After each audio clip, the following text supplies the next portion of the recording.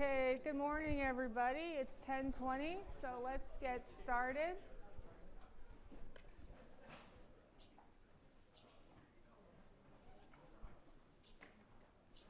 So, we've gone over cubic structures, and now we're going to continue on with HCP, atomic packing factor, ionic packing factor. That will bring us up to about 3.11. And then we'll continue on to the formalism by which we talk about points in a unit cell, coordinate systems, plane direction, and then crystal planes as well. So we'll be talking about Miller indices. We will not touch upon Miller indices of HCP systems or hexagonal pack system. Now, that is covered in section 3.13. But there are other crystal structures that are discussed in that section. So while we will not be covering crystal direction and crystal planes of HCP, you're still responsible for that section because it discusses cubic structures and such. So there's been questions about, which section is covered, which section is not. What I cover in class, that's fair game. Okay. So if I mentioned you're not responsible for crystal planes of HCP, just because it's in section 3.13 does not mean that entire section is now barred, okay? So I will be as specific as I can in delineating what is covered and what is not, okay? And of course, if you have any additional questions or clarification, happy to answer, right? But what I covered in class, fair game. And of course, if we, for whatever reason, skip over a section because of the evolution of the class, I will definitely let you know based on that. It will be very clear through email, Carmen, all of that, okay? So, but once again, if you have any questions, just follow up, happy to answer. And if you have a question, please post it to the discussion forum. My guess is maybe somebody else needs that clarification again. And if it's already been mentioned time and time again in lecture, announcements, all that, we'll send you a friendly reply that says, have you checked all these resources that we have for you? Just so you know where to get the information later on, okay? So if you feel like, well, I'm lost, I don't have this information, it's probably somewhere, maybe you're not looking in the right place, we're happy to guide you there, and then you can look there going forward, okay? We don't want you to be in the dark. Okay, HCP. The unit cell for hexagonal closed pack can be represented in two ways. Either through this convention where the unit cells are here, that's A1, A2,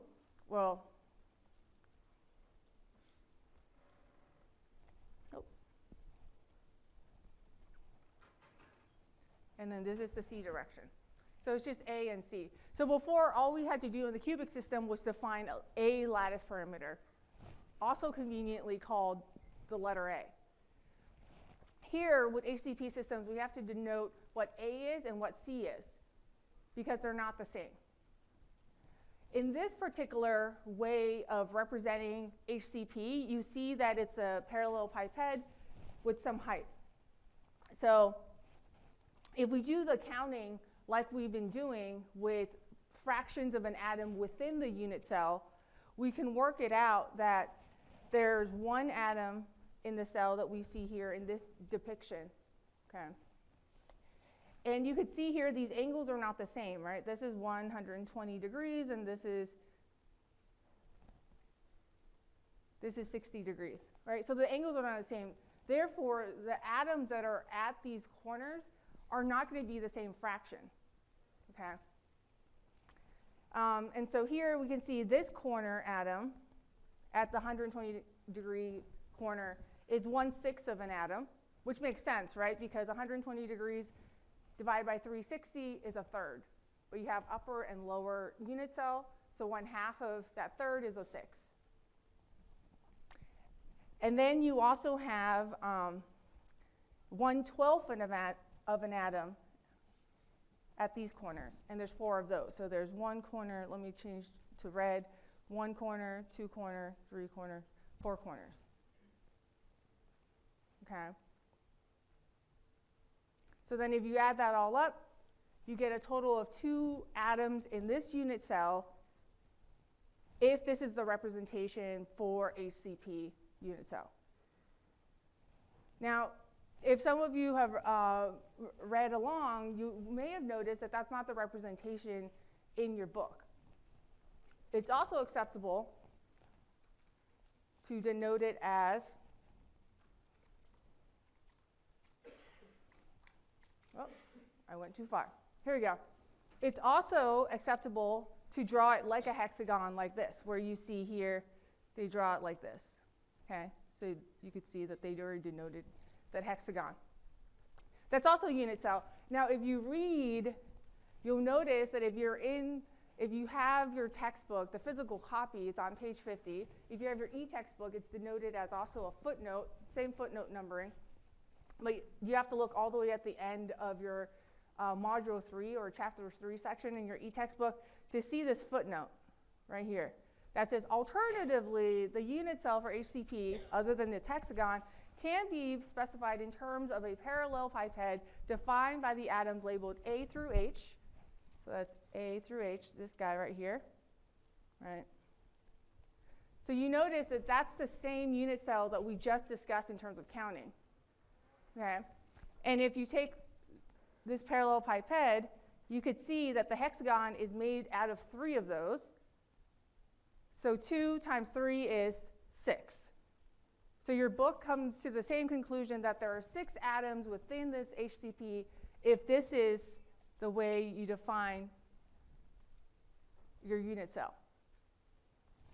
Now, if you take condensed matter physics or solid state physics, same class, or solid state chemistry, you'll notice that you'll learn more terminology where one of the reasons why people use the smaller unit cell is what's called a primitive unit cell.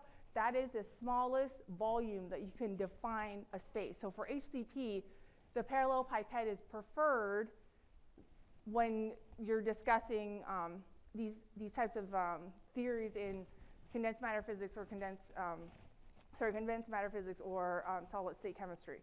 So that's the backstory as to why some material science textbooks show it as the parallel pipette with 2 atoms in a unit cell, and why Callister shows it as a hexagon with 6 atoms in a unit cell. It's actually the same representation mathematically. It's just 2 different ways of representing that. So if you come across another textbook in your life, this might be the difference that you see. Okay, so does that clarify the number counting? Yes, all the way in the back. Oh, absolutely. Yeah, you'll be given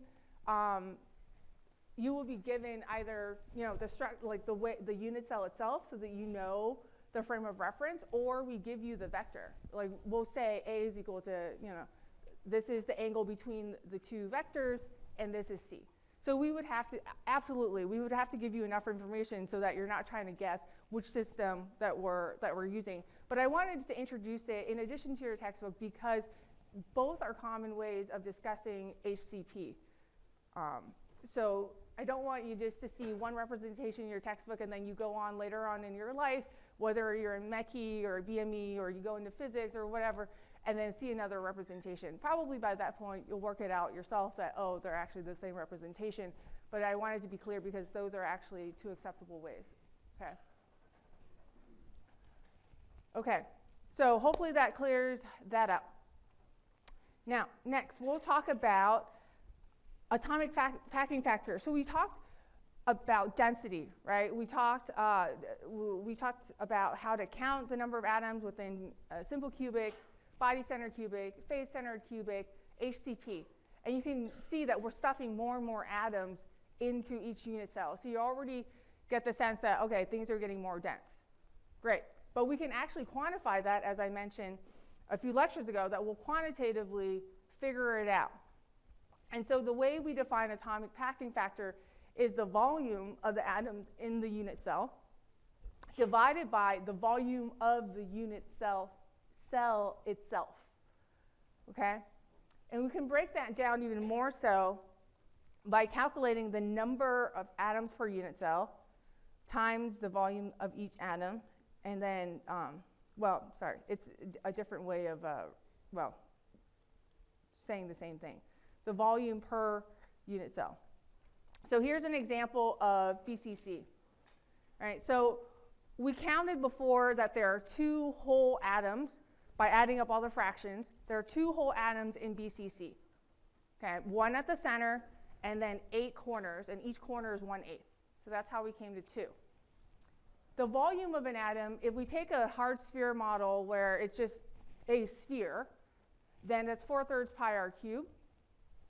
And the volume of the unit cell itself, well, it's a cube. So if its lattice parameter is A, the volume of a cube is just A cubed. Okay. And then we also worked out during the last lecture that the relationship between the atomic radius and the lattice parameter is this. Okay, so here you see r cubed, but we know we worked out this relationship thanks to the person that was over here that preemptively asked the question.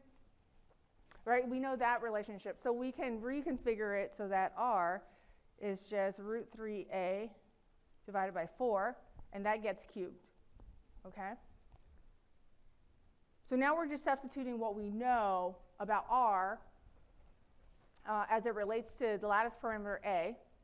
We know A cubed is the volume of the unit cell, and then if you numerically crunch out what that quantity is, you get 0.68. Yes?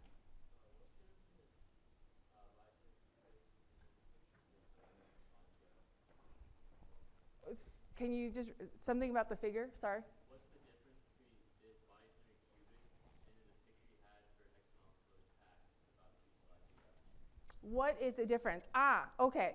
So in this representation, you have 90 degrees all throughout. The figure that I just had, this one, right? Or no, the one before that, this one. This, so the vectors here, these are 60 degrees, right? In a hexagon, these are 60 degrees. So the angles are completely different. Also, if you define this as a lattice parameter A, a hexagon has 6 equal sides. So this is A. Let me change color to blue now. This is A. This is A. This is A. A. So 6 equal sides. That's a hexagon. But in the cubic system, right, it's A. It's cubic. All the sides are the same. C is not necessarily the same. And there's a particular ratio. C is often 0.1633 of A. Yeah? Isn't the angle that you made with 60 degrees 120 degrees? 360 divided by 6.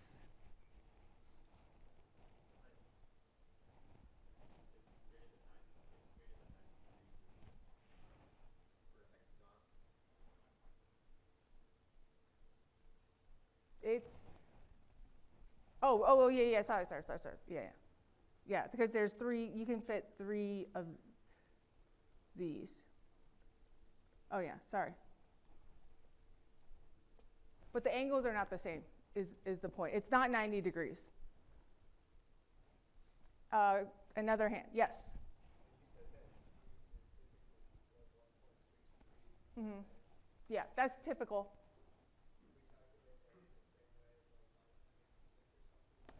No. No is the short answer, because the question is, do we calculate A in the same way as for HCP as we do BCC? The answer is no, because the atoms don't touch in the same way, right? In the same direction.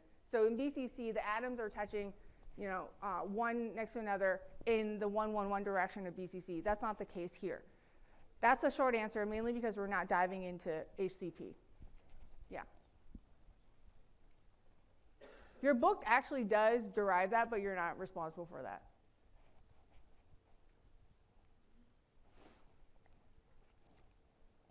Okay. Let's see. Where was I? Okay. FCC, we said it was more dense. So now we recall that the number of atoms in FCC is that there are 4 whole atoms from all the fractions that we added up. So that would be the atoms per unit cell would be 4. The volume of an atom, same model. It's a sphere, so it's 4/3 pi r cubed. And we know the relationship between A and R is what for FCC?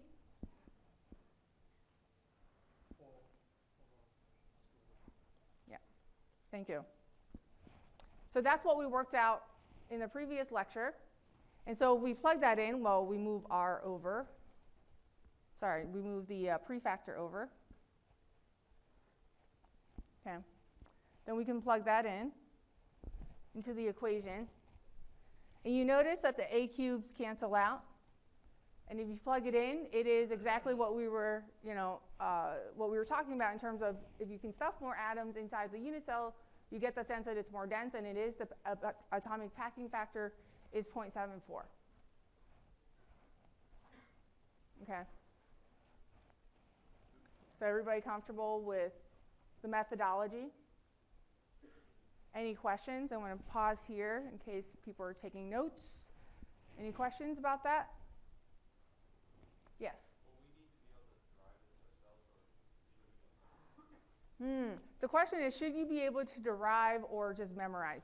That's a great question. In the past, I have answered, and the past being last week, I've answered to some of your colleagues that you only need to remember these things, as in, you need to know. So if I ask, what's the atomic packing factor if you're given R, right? You can just check it out and just give me a fraction, and I don't need to know how you got there. But my answer has been modified because I've decided, and this is in no way the final answer for the what the exam is going to be like, because that's an evolving process. But basically, there will be some open-ended questions on your exam. So that means if you don't get the right fraction, it is possible that if you show us how you got there, you may be given partial credit for that. So that's the long answer to your question. Yes, you should just know it. I mean, whether or not you're tested on it, I would hope that you understand the methodology. That would be more important, right? Because memorizing things, I mean, you've heard this a million times, right? You can memorize things all you want, but if you don't know how to get there, you can't solve the next problem. And the next real life problem doesn't really have an answer. Those are the interesting problems you want to tackle anyway. They don't have answers, right? So, well, until you come up with it. That's why you would be employed, right? Okay. All right. So, I want to skip along and talk about densities of the different classes of materials. With these types of tables, what I'd like for you to get out of them are general trends. So what we notice here with the density of metals versus the densities of, let's say, ceramics and polymers, and we'll talk much, much later about composites, but you get the sense that the metals are typically more dense than ceramics, and ceramic materials are often more dense than polymers. That's not to say that some polymers are not more dense than other ceramics, right? But I just want you to get a sense of the general trend. And this is helpful for you so that you get the, you have some sort of physical intuition for when the answer is right. So let's say you forget the methodology, right, to follow up on your question, and you get some number, and you say, okay, well, let's do a physical test. Is this even physical? Can I get this order of magnitude? If you're calculating the density of a metal and your magnitude is, some fraction, probably wrong, right? So that's a quick way of checking yourself. If you get a density of a metal that's somewhere between, 20 something and 2 something or 1 point something, then you're in the general ballpark.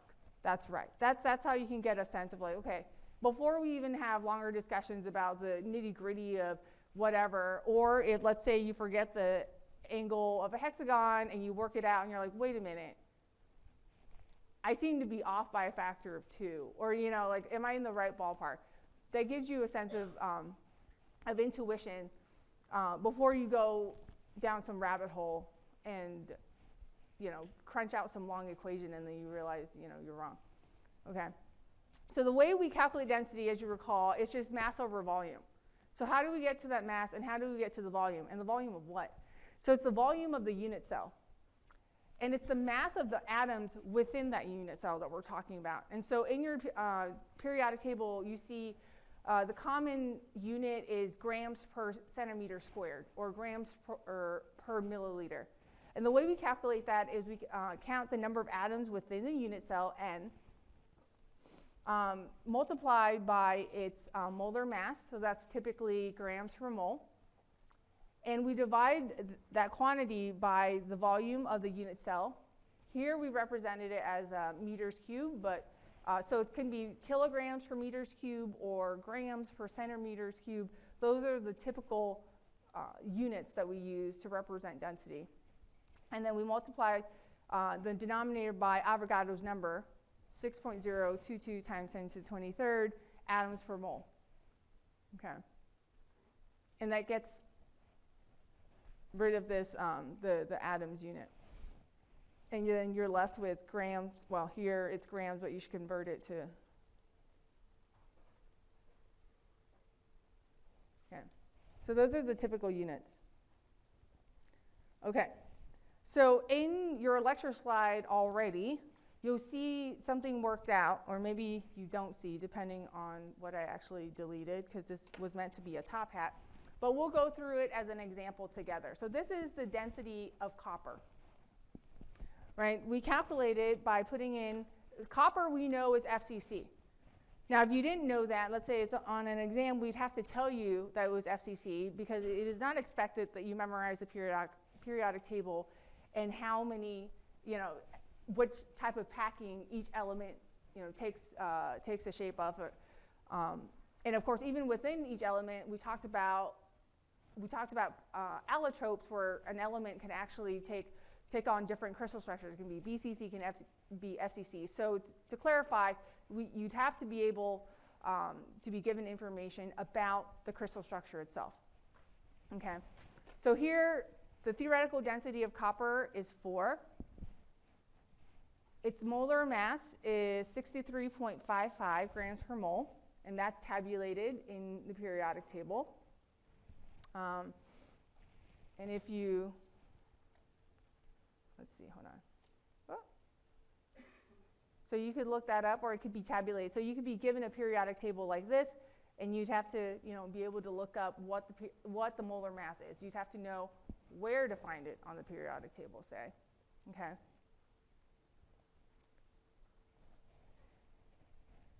And the volume of the unit cell, since copper is FCC, well, the volume is just the lattice parameter cubed. So that's just A cubed. And then Avogadro's number is here, okay, in the purple. And once again, we know the relationship between R and A for FCC. So you can see we use this relationship over and over again. And then when you check that all out, you get something that's about 9. So we talked about before, metals are between 1 point something and 20 something. So 9 is about in between, halfway in between there. So it's basic, it feels right. We're on the right order of magnitude. Okay, so that's the theoretical density of copper. Yes? Yes. Sorry, I skipped over the top hat question, which I'm not offering as a top hat, just an example now. Yes, you would have to be given that. You could think about getting something that looks like this. Let me see if it.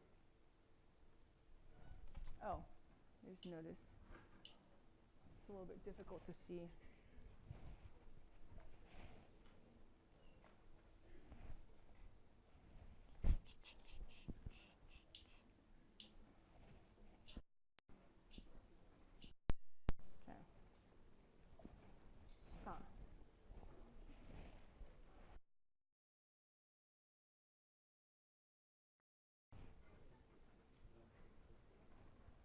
Okay. So you could be given, let's say, where's your textbook? Yeah, so this is Appendix F in your textbook. So it tabulates the characteristics of selected elements And you can see here the atomic number, the atomic weight, density measured at 20 degrees C. Density can change, right, as atoms move with higher temperature, which you know from the bond energy curve. Crystal structure, so which crystal structure it takes that the element has at 20 degrees C. Atomic radius, ionic radius, melting point, things like that. So you could be given a table like this, or you could be given a periodic table to supplement this table if it's not in here. Okay? So we could have looked up the atomic radius here. There are other sources like the periodic table that I just showed you. But there are ways. So yes, to answer your question, would you have to like know off the top of your head the atomic radius of copper?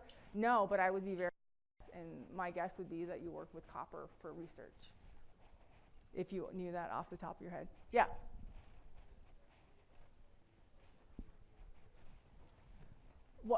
Is the density at 20 degrees Celsius the theoretical density? Most often the theoretical density for that atomic radius is 8.89. When people measure it, they do actually have to specify which temperature, and it could be 21 degrees Celsius, but they would just note that. And then you would obviously guess, like, okay, it's probably going to be close to that. Maybe it's 8.94, maybe it's 8.9, maybe it's 8.92, something like that. But it wouldn't deviate so much that it would be far off, unless, now, the follow-up question to your question would be, what about pressure? One assumes 1 atmosphere. One assumes ambient conditions unless otherwise specified. Okay. But once again, you wouldn't know that off the top of your head unless you did the experiment and it's tabulated somewhere. Okay. I would task you with finding, let's say, the density of, I don't know, platinum. This is something I'll work out and record and post that so that it's just a confined tutorial. There are other tutorials out there as well through Wiley Plus, so feel free to watch or follow along with whichever tutorial you want to. But if you want more practice, I will be putting up the worked out problem of the density of platinum. Okay? But in the interest of time, I'm going to move on. Okay. Now, we move on from metals, single element, to ionic ceramic materials. Okay, well, let's talk about the coordination number, and also now we talk about ionic radii. Right? We talk about zinc 2+ and sulfur 2-. So we're not talking about zero valence elements anymore. Okay, we're not talking about like iron 0 or iron metal. We're not talking about copper 0, copper metal. Now we're talking about ions and not just atoms. So ionic radii versus atomic radii, right? Because as you remove electrons, your ions are going to shrink a little. And as you add electrons, let's say to oxygen to make it O2-, which is the oxidation state you often find oxygen in, the ionic radii is going to be a little bit bigger than just oxygen itself. Okay, because you're adding 2 extra electrons. Your electron density is now much bigger. Okay, so that changes things. How does it change things? Well, it changes things because now you have to take into consideration the cation radius and the anion radius, or the 2 ionic radii. Okay, and how they come together and what crystal structure your material will take on depends on the ionic radii of the 2 species in your material, or however many ions you have in your system. Here are examples of binary compounds. So here you see that if the ratio of your cation to your anion, it's less than 1, if that ratio comes out to less than 0.155, the coordination number is going to look like this. It's going to look linear like this. And if it's in this range, 0.155 to 0.225, it's going to be, trigonal planar, like that. And then so on and so forth. And the coordination number for the ratio between 0.225 and 0.414 is going to be 4-fold, or coordination number 4. And a popular example is zinc sulfide.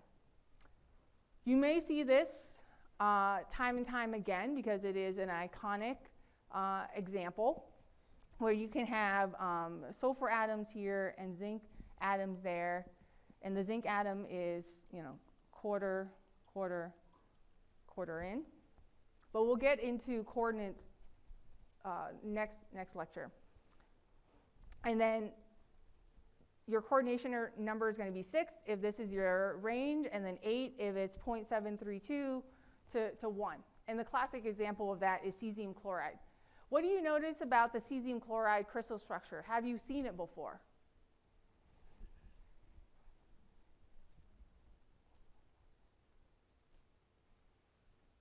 Yes. It's body-centered. So it looks like body-centered, right? You've seen something that looks like there's an atom here, and there's an atom at half, or in the body center itself.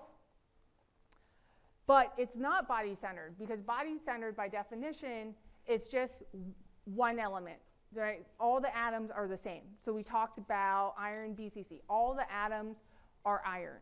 In this particular case, that's not it, right? So one atom has to be, let's say, cesium, and the other is chloride. So for this crystal structure, it looks like body-centered, where this chlorine is coordinated to 1, 2, 3, 4, 5, 6, 7, 8. It looks like body-centered, but it is not. It's just called the cesium chloride structure. Okay, and you'll notice in material science, the systems that are older, right, that people have found in nature, they've studied a lot, these minerals that exist, the crystal structures that come after that take the same crystal structure, sometimes they'll just be called by the iconic historic name. So other compounds, other binary compounds that pack in the same way as zinc sulfide, it's called zinc blende. So it could be like cadmium selenide, but if it packs in the zinc in the way that zinc sulfide does, it will be called zinc blende, even though it's cadmium selenide and there's no zinc in it. Okay, so that's just the historic background behind why somebody would call it cadmium selenide zinc blende. Same thing for cesium chloride, and same thing for sodium chloride. We'll see other examples like nickel oxide. There's no sodium or chloride in nickel oxide, but we call it the sodium chloride structure because that's one of the most iconic crystal structures that have been studied, and it packs in the same way, so we call it that. Yes?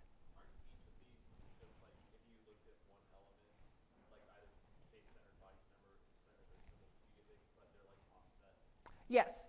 So this goes back, so this question is, do these structures just resemble that of what we just talked about, BCC, FCC? Absolutely. It goes back to the basis.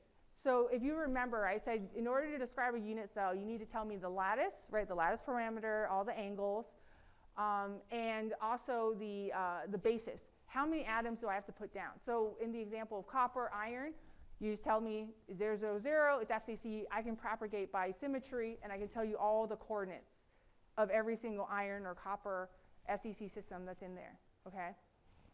In the same way, here for cesium chloride, it's a 2-point basis. And all that means is you have to tell me where the cesium ion is and where the chloride ion is. So cesium is 0, 0, 0. Chloride is half, half, half. And then I propagate, and I get the cesium chloride symmetry, okay?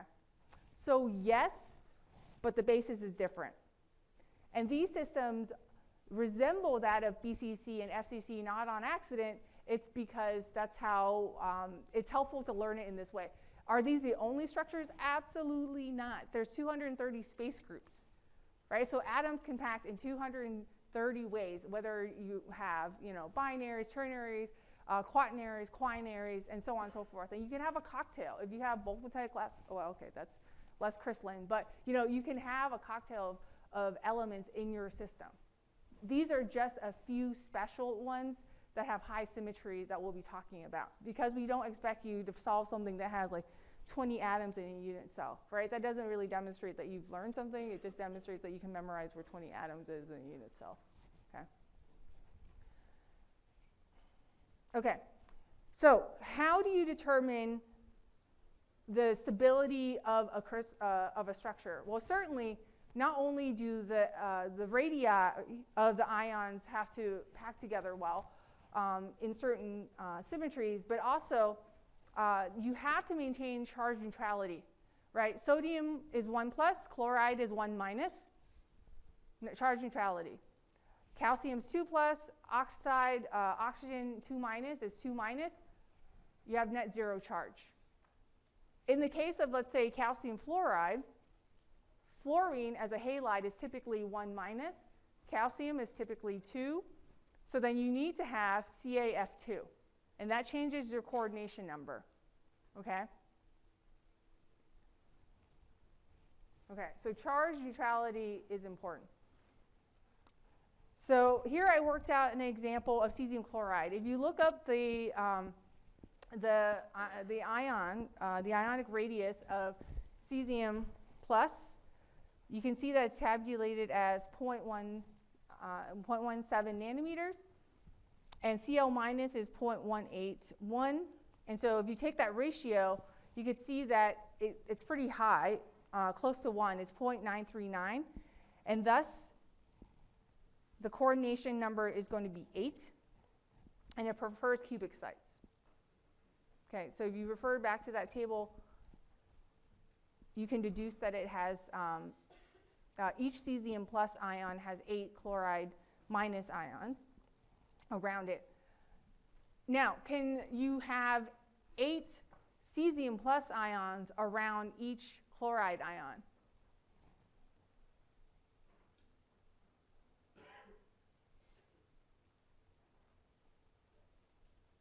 Yes. Yes, because they're equivalent. Now, if I said my origin was here, follow the red dot. If I said my origin was here, right, if this is cesium, this is chloride minus, right, this is cesium plus, you could also shift it so that this is your new origin, right? If that's your new origin, right, it's equivalent. So it doesn't matter if you have cesium in the corner here or chloride in the corner here as the origin. It's mathematically the same. Okay. Okay, so here's another example of sodium chloride. So we talked about the sodium chloride structure. Other examples are nickel oxide, calcium oxide. And in reference to the crystal structure being the same, you could see here that it looks like FCC, but now there are 2 ions that you have to keep track of. So before, when we were talking about copper, we just kept track of where copper is. It's at the corner and it's at the faces. But now with nickel oxide or calcium oxide or sodium chloride, we have to keep track of the cation as well as the anion. And so what I have uploaded in Chapter 3 module are these crystal structures for you to view and play with in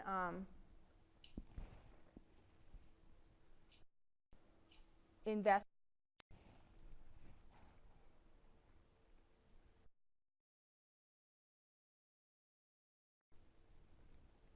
So in Vesta,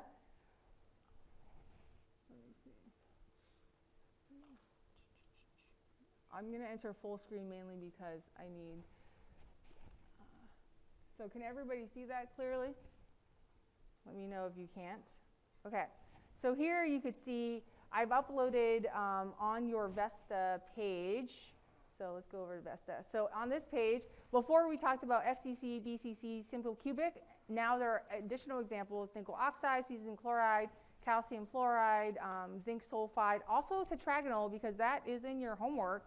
And so I would highly advise you to download this and spin it around because I think it's helpful to visualize the planes themselves, but that's beyond section 3.12. Okay, so for nickel oxide, what you could see here in this rendering, if this is the lattice, if you follow my mouse, if this is the lattice parameter right here, we can now determine what the lattice parameter A is by just looking at how the atoms touch, right? So this nickel is touching an oxygen and it's adjacent to another nickel. So the lattice parameter is just 2 radii distances of nickel plus 2R of oxygen, and that's your A in a sodium chloride or nickel oxide or calcium oxide system. Okay? That was not the case for just FCC. If you recall, along A, the atoms were not touching. That's why we had to talk about the face diagonal, where they were touching. In this case, it looks like FCC, but it has a 2-point basis, which allows us to define the lattice parameter as 2 of the cation, in this case nickel, and 2 of the anion, in this case oxygen. If it were sodium chloride, it would be 2R of sodium and 2R of chlorine. Yeah, hold that thought mainly because I saw a hand. Yes?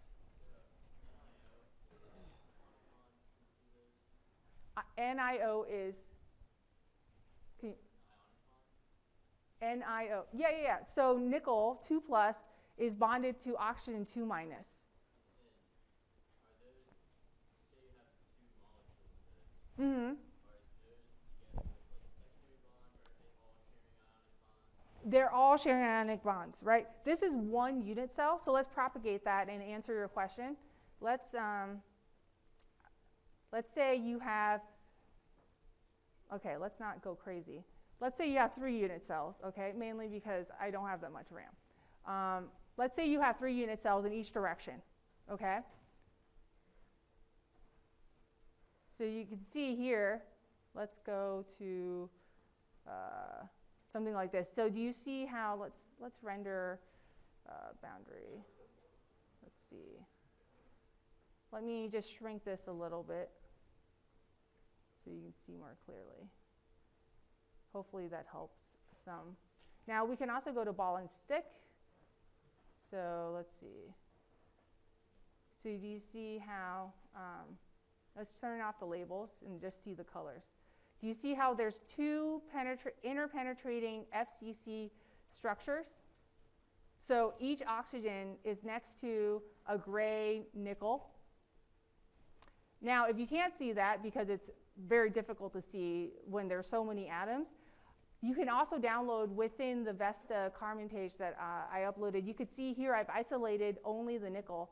So nickel, oxygen, so let's propagate that. Let's say there's 3 unit cells in each direction. And let's just do wireframe, maybe stick. Polyhedral. Oh, I see. Ah, okay, so let's turn off the labels again. We don't want that.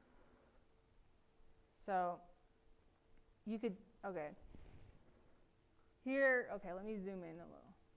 Do you see how there's oxygen, nickel, oxygen, nickel, oxygen, nickel, so on and so forth? It gets propagated the same way, yeah. So we talked about primary bonds and secondary bonds? Yes. So this is like hydrogen between the 2? No, these are all primary bonds. These are ionic bonds. If you put it like in a solution, then it'll break up and it'll be like ionic bonds for molecules, and then the forces will be like secondary bonds.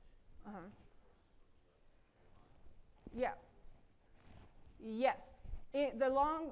The short answer to that is once you put it in solution, right, these ions with the plus and minus charge, they coordinate to water differently, right? The H2O molecules in an aqueous solution in your example, right, have a delta plus, delta minus, so they'll coordinate respectively to, so Ni plus, or Ni2 plus will coordinate to a more delta minus.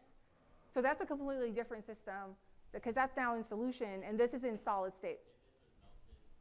Oh, philosophically, yes, let's talk about that. If this were melted, let's say you have a molten state, the atoms wouldn't pack like this, right? Because you've increased the energy. Let's go back to the bond energy curve discussion.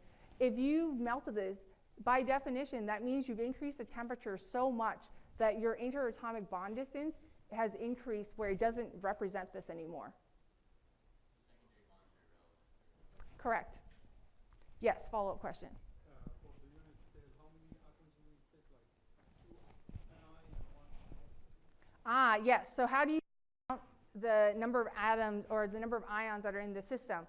The way you would count that is, let's say, so FeO is another example, but let's see, here we go. That is actually a top hat question, so let's count that.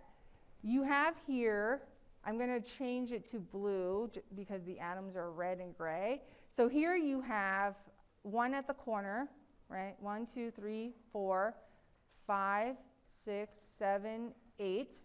8 at the corner, but we said corners were, yep. And then you have 1, 2, 3, 4, 5, 6 at faces, but faces are halves.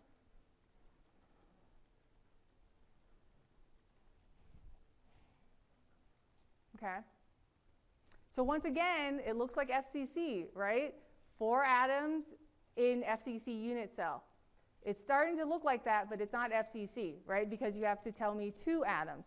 So let's do the counting for the gray. I don't want to erase this because I think you might still be taking notes. So let me try to change to green. Let's count there's 1 atom in the middle here. And then there's 1, 2, 3, 4, 5, 6, 7, 8, 9, 10, 11, 12 at the edges. But the edges are a quarter. So these 2 combined also gives you 4. This was a worked out example in your textbook. I believe it's example 3.7. But it sort of just says, oh, there are 4 formula units. But that's how you count it. Now, let's do a quick check. You have 4, in this case, calcium oxide. You have 4 atoms of calcium and 4 atoms of oxygen. So that's 1 to 1. Does that check with your stoichiometric formula? Yes. 1 calcium, 1 oxygen. If it comes out to be something different, then it's not correct. You did your counting wrong somehow. Okay? That's a good check. Check the stoichiometry. Yes? So the A is going to be different this time. No. So, It's not 2R and it is. 2O. Yeah, so it is.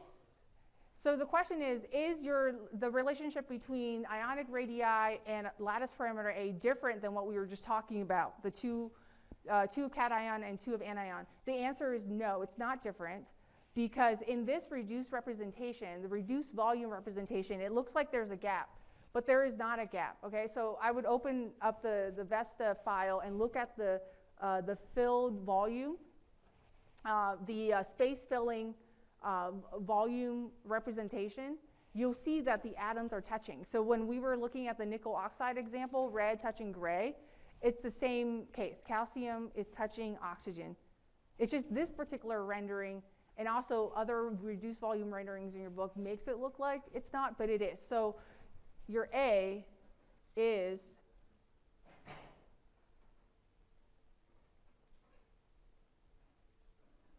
and how did we get there? Let me just erase this. All right, green again. So 2 of anion, 1 of anion, 2 of cation, and another R of anion. So you see? Okay.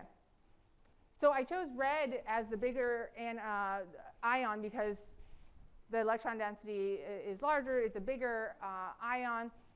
But could I have shifted it so that the gray is at the corner? Yes, absolutely, right? Mathematically the same. So don't be thrown off if you happen to see gray at the corner instead of red. Okay. Okay. Oh, there you go. We could have done a top hat, but that was going to take too much time. So for today, I'm just going through. Okay, ionic packing factor. Just like we talked about atomic packing factor, right? The volume of the atoms in your unit cell divided by the volume of the unit cell itself. Now we have to take into account that you have, let's say in this case, 2 ions. So calcium, 2+, is going to have a different ionic radius than that of oxygen, 2-. And so the information is tabulated here. Calcium 2+ is 0.10 nanometers, and oxygen 2 minus is 0.13 nanometers. All right? And we just did the counting where there are 4 calcium and 4 oxygen atoms in the unit cell. And so the same way we did atomic packing factor, we're going to calculate ionic packing factor the same way. So if there's 4 spheres of calcium and 4 spheres of oxygen, that gives you the volume of the ions. And we can calculate the lattice parameter by just adding the 2 ionic radii of calcium plus 2 ionic radii of oxygen, 2 minus. And this is a cube, so you just have to cube this lattice parameter, which will give you 0.108 nanometers cubed. That ratio is 0.542. Okay? Same methodology, your counting's a little bit different now.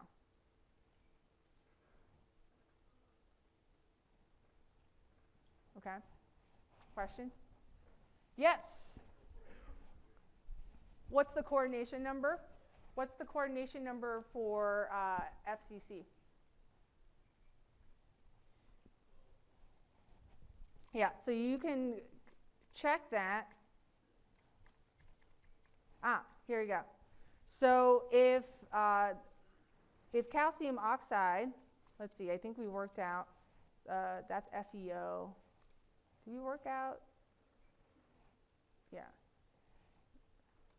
So it's FCC, you can count the number, so let's say you're on calcium, right? You have 1, 2, 3, 4, 5, 6.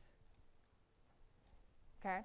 That's how you do it. But you can also check, because you have the anion, you have the ionic radii given to you. Sorry, let me go to the exact, here you go. You have the ionic radii given to you, right? So you should also be able, without the graphic itself, calculate the ratio and determine what the coordination number is.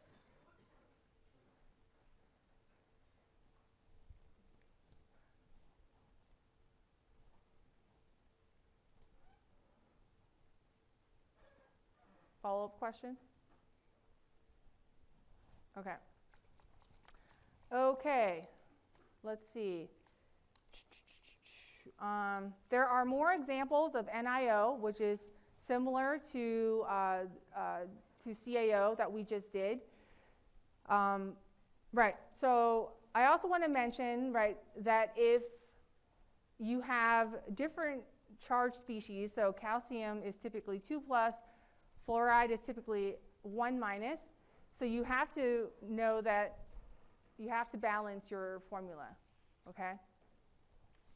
And same thing, if you're given the ionic radii, as you are here, you can compute the ratio, which is 0.75, and since 0.75 falls within the range of 0.73 to 1, the coordination number is going to be 8 for calcium. But it's 4 for fluoride. Yeah? Does it have, sorry, what? Yeah, right, because of the stoichiometry, right? And this example is also on Vesta. So download it, spin it around. I've already drawn the bonds for you. So you can see on a calcium atom how it counts. You should see 8 atoms, and it does the counting for you. So you can visualize it that way. Yes? Do we have to memorize the charge of the ions that different elements tend to form? Yes. That is absolutely true. Okay, we'll come back to perovskites. The other thing I wanted to mention, because you might need it on your homework, is the point system. So before we go, I'm going to skip ahead. Point system. How do you know where you are in life? And that's where I'll leave you with that. So let's say you want to find half, 1/2. You can see the notation doesn't have any parentheses. It doesn't have any commas. So let's go in blue color, half along x, That's about here. 1 along Y, and then